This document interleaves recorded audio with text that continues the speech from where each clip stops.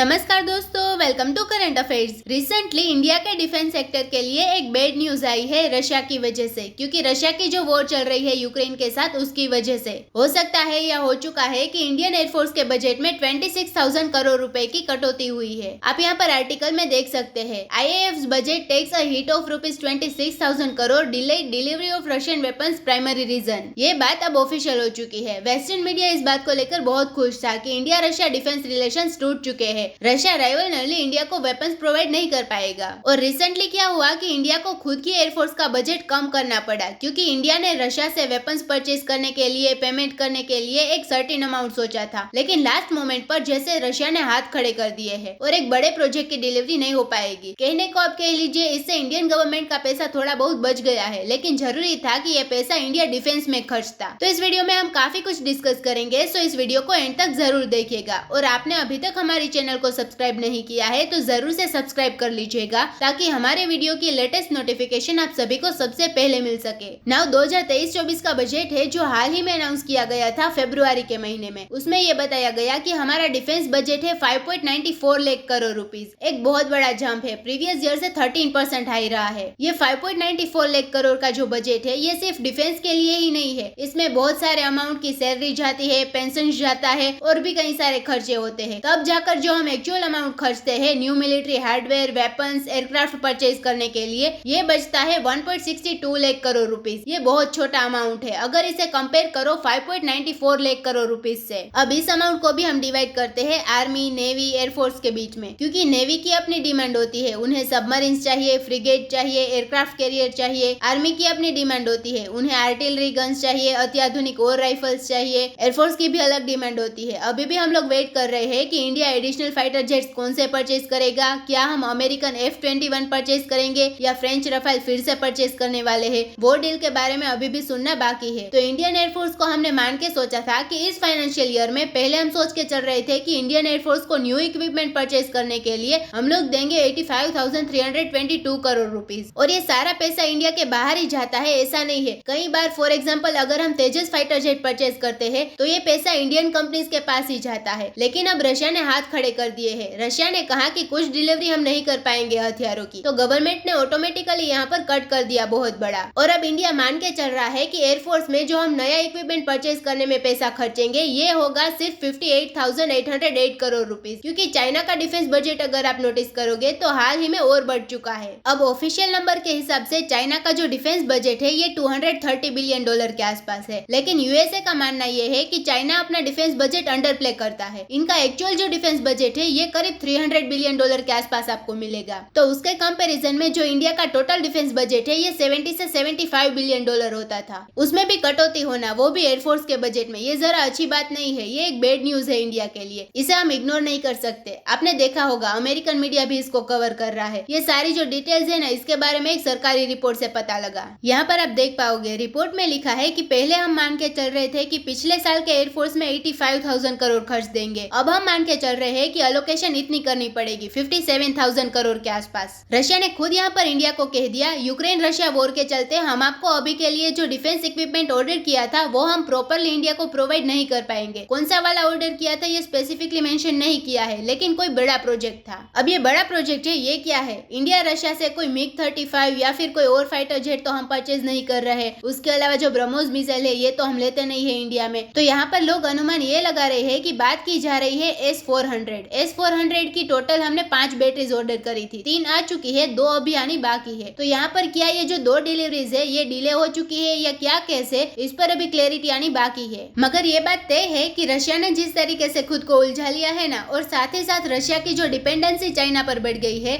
इससे by default India pro west pro US होता रहेगा। क्योंकि अगेन देखो ये इमेज, अगर हमें टाइम पर वेपन्स नहीं मिलते तो रशिया के इंपोर्टेंस हमारे लिए क्या है? मतलब कि यूएन सिक्योरिटी काउंसिल में वोट को आप अगर इग्नोर कर दो, जहाँ पर एक बार फ्रांस भी हमारा हमारा साथ दे देता है। अगर उस बात को इग्नोर कर दो तो क्या रशिया में हम लोग बड़ा बिजनेस करते हैं? क्या रशिया के साथ हमारे ट्रेड इतना है कि हम बहुत कमाते हैं? नहीं, बिजनेस तो हम ज्यादातर यूएसए के साथ करते हैं। हमारी वर्कफोर्स भी काम करने के लिए यूएसए में जाती है। यूएसए से आज के समय सबसे ज्यादा रेमिटेंस रहे हैं इंडिया में। अब कल को अगर वेपन्स में भी इंडिया यूएस पे ही डिपेंड करता है तो इंडिया रशिया के रिलेशंस तो रहेंगे, लेकिन जो स्पेशल पार्ट था, स्पेशल प्रिविलेज पार्टनरशिप, वो पार्टनरशिप हो सकता है कि इन द फ्यूचर कम हो जाए। इसका एक बड़ा रीजन ये भी है कि रशिया ने धीरे धीरे जापान के अगेंस्ट अग्रेशन बढ़ा दिया है। रशिया लगातार मिलिट्री डिप्लॉय कर रहा है जापान के आसपास, तो फ्यूचर में रशिया के केस में न्यूट्रल रह पाना इंडिया के लिए बहुत ही ज्यादा मुश्किल रहने वाला है। इस सब के अलावा इंडिया 99% मान के चल रहा है कि S-400 मिसाइल डिफेंस सिस्टम की जो 2 बैटरियां थी ये डिले हो चुकी है। इसका हम सब्स्टिट्यूट क्या निकालेंगे? अगर मान लीजिए रशिया की जो वॉर है ये लंबी चल गई, क्योंकि अभी पता तो नहीं है कि ये वॉर खत्म कब होगी। जेलेंस्की की डिमांड अजीब है, रशिया भी पीछे नहीं हट रहा, तो अंत में जो इंडिया की रिक्वायरमेंट है ये कैसे पूरी होगी? तो इंडिया के सामने ये एक बहुत बड़ा क्वेश्चन है कि S-400 मिसाइल डिफेंस सिस्टम को हम यूटिलाइज कैसे करेंगे, और हमें जो और एक्स्ट्रा मिसाइल डिफेंस सिस्टम चाहिए वो क्या हम इजराइल से परचेज करेंगे या खुद बनाएंगे? ये इंडिया के लिए एक बहुत ही इंटरेस्टिंग क्वेश्चन बन गया है। तो दोस्तों इसी नोट के साथ वीडियो करते हैं खत्म। उम्मीद है यहाँ पे आपको काफी कुछ जानने को मिला होगा। Thank you for listening.